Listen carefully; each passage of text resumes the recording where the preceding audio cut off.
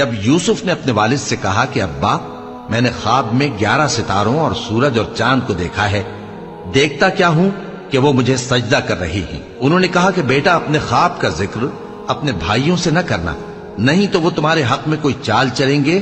کچھ شک نہیں کہ شیطان انسان کا کھلا دشمن ہے، اور اسی طرح اللہ تمہیں برگزیدہ و ممتاز کرے گا اور خواب کی باتوں کی تعبیر کا علم سکھائے گا، اور جس طرح اس نے اپنی نعمت پہلے تمہارے دادا پر دادا ابراہیم اور اسحاق پر پوری کی تھی، اسی طرح تم پر اور اولاد یعقوب پر پوری کرے گا۔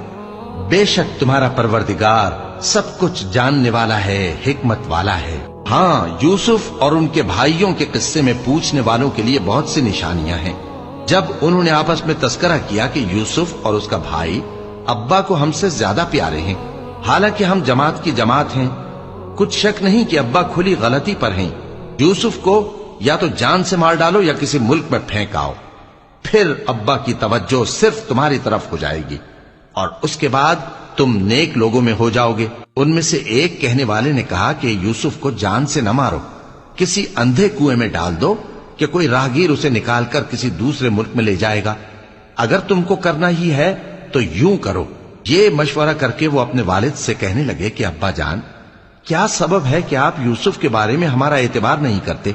حالانکہ ہم اس کے خیر خواہ ہیں، کل اسے ہمارے ساتھ بھیج دیجئے کہ خوب میوے کھائے اور کھیلے کودے، ہم اس کے نگہبان ہیں۔ انہوں نے کہا کہ یہ امر مجھے غمناک کیے دیتا ہے کہ تم اسے لے جاؤ، یعنی وہ مجھ سے جدا ہو جائے، اور مجھے یہ بھی خوف ہے کہ تم کھیل میں اس سے غافل ہو جاؤ اور اسے بھیڑیا کھا جائے۔ وہ کہنے لگے کہ اگر ہماری موجودگی میں کہ ہم ایک طاقتور جماعت ہیں اسے بھیڑیا کھا گیا تو ہم بڑے نقصان میں پڑ گئے۔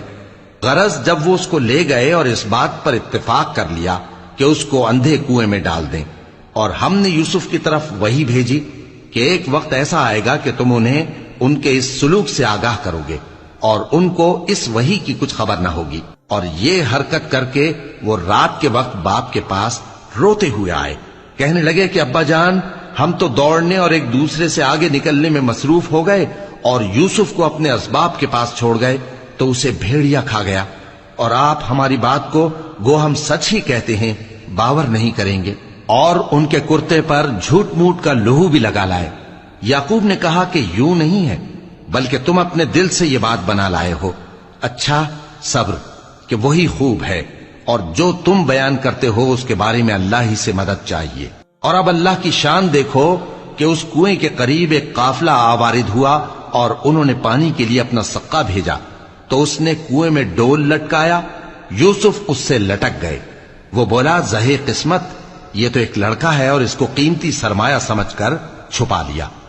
اور جو کچھ وہ کرتے تھے اللہ کو خوب معلوم تھا، اور انہوں نے اس کو تھوڑی سی قیمت یعنی معدود چند درہموں پر بیچ ڈالا۔